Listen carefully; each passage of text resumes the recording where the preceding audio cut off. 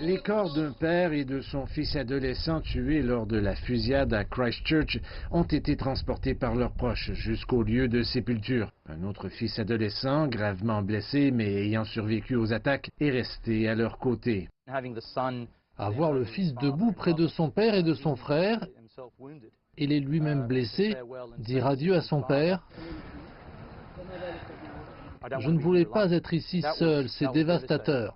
Ce sont les premières des 50 funérailles qui auront lieu ici dans les prochains jours. Elles ont toutes été tuées par un seul homme armé alors qu'elles priaient dans 2 mosquées vendredi dernier. Des dizaines d'autres ont été blessés.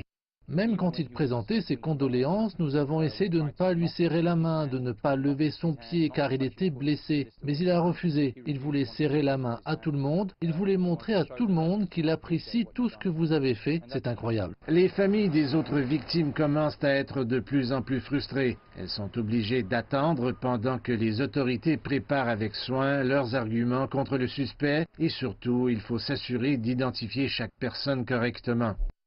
Dans une école voisine, des élèves ont présenté une danse traditionnelle maori en présence de la première ministre du pays. 2 des élèves ici figurent parmi les victimes qui sont tombées sous les balles. Nous voulons nous assurer que nous faisons tout ce qui est en notre pouvoir pour prendre soin de vous pendant cette période difficile. Et sachez simplement que tout le monde qui est à vos côtés est également affligé.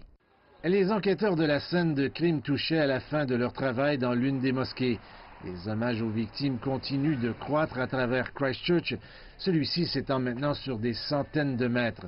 Samantha Fitzgerald ne connaissait personnellement aucune des victimes, mais elle voulait laisser quelque chose pour montrer son soutien à leur famille et à la communauté. Nous sommes tous dans la même situation et nous voulons que la communauté musulmane sache que nous sommes réellement en deuil.